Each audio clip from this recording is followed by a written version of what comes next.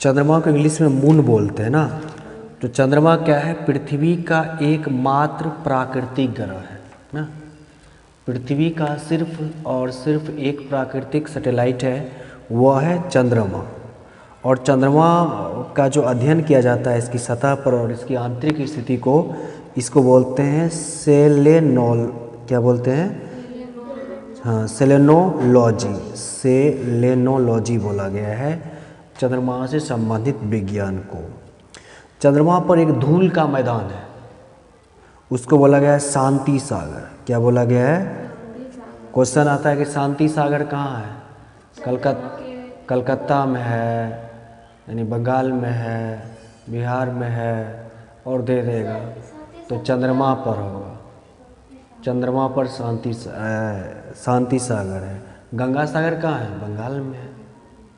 हाँ, शांति सागर चंद्रमा पर धूल का मैदान है, बहुत बड़ा विशाल धूल का मैदान है। उसी को भूगोल की भाषा में शांति सागर की संज्ञा दी गई है। ठीक ना?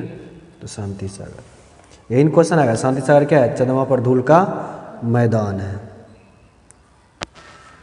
आगे देखिएगा, एक पर्वत है चंद्रमा पर, उस पर्वत का नाम है लिबनिट्ज पर्वत। लिबनिट्ज पर्वत कहाँ पर स्थित है? तो चंद्रमा पर स्थित है। और हाँ, दक्षिणी ध्रुव पर, दो ध्रुव होता है, उत्तरी ध्रुव और दक्षिणी ध्रुव। तो लिबनिट्ज पर्वत चंद्रमा के किस ध्रुव पर है? किस पोल पर है? साउथ पोल पर, दक्षिणी ध्रुव पर है। कितना फीट ऊंचा है? 35,000 फीट ऊंचा है। मीटर में इसको कहोगे तो 10,668 मीटर ऊंचा है, जो कि चंद्रमा का सबसे ऊंचा पर्वत है। कहेगा कि चंद्रमा का सबसे ऊंचा पर्वत कौन सा है? लिबनिट्ज पर्वत है। किस ध्रुव पर है? दक्षिणी ध्रुव पर। कितना फीट ऊंचा है? 35,000 फीट। मीटर में कहेगा तब 10। अच्छा, पृथ्वी पर सबसे ऊंचा पर्वत कौन सा है? Mount Everest. कितनी ऊंचाई है? 8,448 या 50 ना। चंद्रमा को कौन सा ग्रह भी कहा जाता है? जीवाश्म ग्रह। ऐसे चंद्रमा तो उपग्रह है, लेकिन इसको भूगोल में विशेष रूप से इसको जीवाश्म ग्रह भी कहा जाता है। ठीक है। चंद्रमा किसके चारों ओर घूमता है? पृथ्वी के चारों ओर कि सूर्य के चारों ओर? पृथ्वी के चारों ओर। एक परिक्रमा लगभग कितने समय में पूरा करते हैं? हाँ, 27 दिन। और आप पृथ्वी का एक परिक्रमा सूर्य के चारों ओर कितने समय में पूरा करते? 365 दिन और 6 घंटे। पृथ्वी सूर्य के चारों ओर एक चक्कर कितने समय लगाते हैं? 365 दिन 6 घंटे, जिसको सौर वर्ष कहा जाता है। ऐसे तो 365 दिन 5 घंटा 48 मिनट 46 सेकेंड होता है, लेकिन उसको हम लोग डायरेक्टली बोलते हैं 365 दिन और 6 घंटे। ठीक है। और चंद्रमा देखो, चंद्रमा जितने समय में पृथ्वी के चारों ओर एक चक्कर लगा लेता है ना, उतने ही समय में अपने अक्ष पर एक घूर्णन भी कर लेता है। अपने अक्ष पर एक, जैसे पृथ्वी अपने अक्ष पर घूर्णन 24 घंटा में कर लेता है, तो उसके कारण दिन और रात होती है ना। जबकि सूर्य के चारों ओर घूमने में कितना समय लगता है? 365 दिन 6 घंटा। लेकिन चंद्रमा के बारे में याद रखिएगा, एक परिक्रमा 27 दिन 8 घंटे में करते हैं, और उतने ही समय में अपने अक्ष पर भी एक घूर्णन कर लेते हैं। यही कारण है कि चंद्रमा का सदैव एक ही भाग दिखाई पड़ता है। क्वेश्चन आएगा कि चंद्रमा का सिर्फ और सिर्फ एक ही भाग दिखाई पड़ता है, इसका क्या कारण है? क्योंकि इसका परिक्रमण काल और अपने अक्ष पर घूर्णन अवधि, दोनों ही अवधि क्या होती है? सेम। कितना दिन का होता है? 27 दिन और 8 घंटे का होता है। और हम लोग पृथ्वी से चंद्रमा का कितना भाग देख सकते हैं? सिर्फ और सिर्फ कितना भाग? 57% भाग। 57% भाग ही चंद्रमा का देख सकते हैं। सिर्फ और सिर्फ कितना परसेंट भाग? 57% भाग से ही देख सकते हैं। चंद्रमा को कौन सा ग्रह बोला गया है? जीवाश्म ग्रह बोला गया।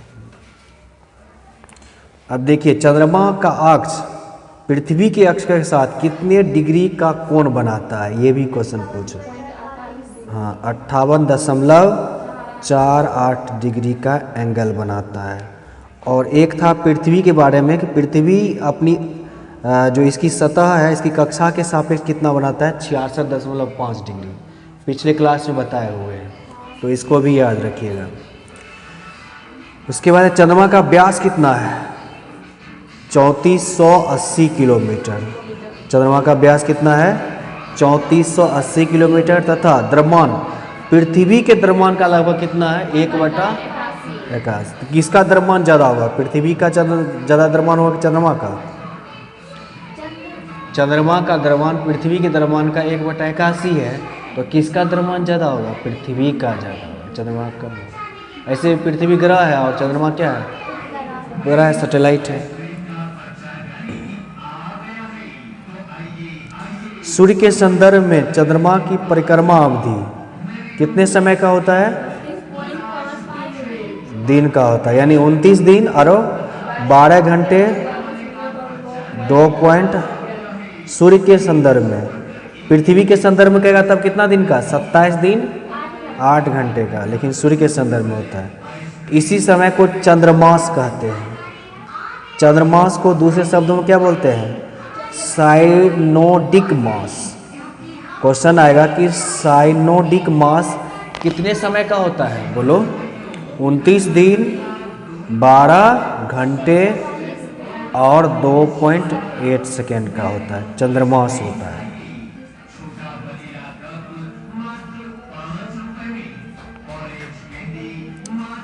एक होता है नक्षत्र मास। नक्षत्र मास कितने अवधि का होता है? ये होता है 27 दिन 7 घंटे 43 मिनट और 11.6 सेकेंड का होता है, नक्षत्र मास। नक्षत्र हो गया वही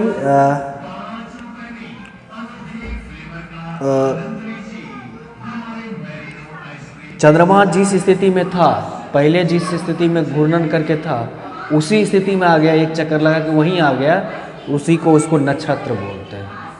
एक चक्कर लगाने लगभग इस तरह 27 दिन होता है। 27 पूर्ण एक दिन में पुनः उसी स्थिति में आता है जिस स्थिति में पहले था, यही नक्षत्र मास होता है, जो कि 27 दिन 7 घंटे 43 मिनट का होता है। यानी पृथ्वी के चारों ओर चंद्रमा घूमता है ना, जहाँ से शुरू किया घूमना फिर वहीं आ गया, वही नक्षत्र मास होगा। कितना दिन होता है? लगभग 27.5 दिन का होता है। जब ज्वार उठता है, ज्वार और भाटा होता है ना, तो ज्वार उठने के लिए अपेक्षित सौर एवं चंद्रमा की शक्ति का अनुपात पूछेगा, कितना होता है? 11:5 होना चाहिए। सौर और चंद्रमा की शक्ति का अनुपात कितना होना चाहिए? 11:5 होना चाहिए। 11:5 होना चाहिए।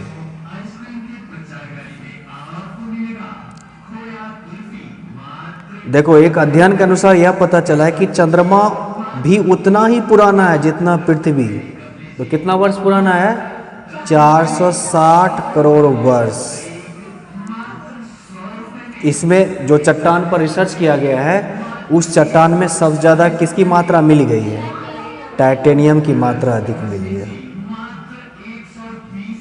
सुपरमून कब होता है? ऐसा क्वेश्चन आ जाए तो सुपरमून सबसे निकट होता है जब चंद्रमा पृथ्वी के सबसे निकट होता है, तो इसी को बोलते हैं सुपर मून कहते हैं, या इसके दूसरे शब्दों में बोलते हैं पेरिजी फुल मून।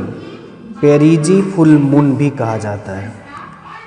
इसमें चांद 14% ज़्यादा बड़ा और 30% अधिक चमकीला दिखाई पड़ता है, सुपर मून।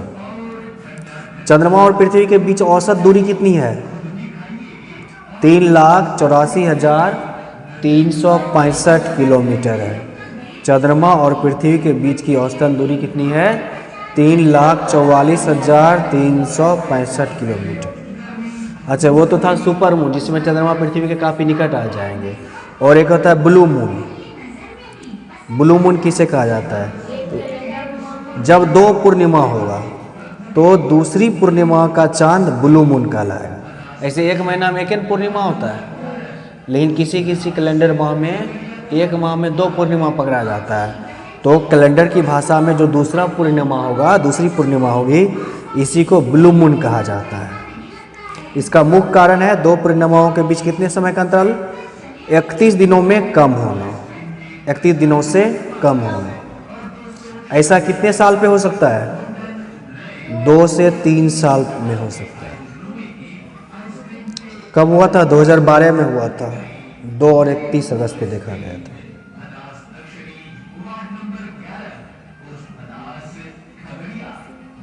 तो ये था चंद्रमा के बारे में महत्वपूर्ण जानकारियाँ। मून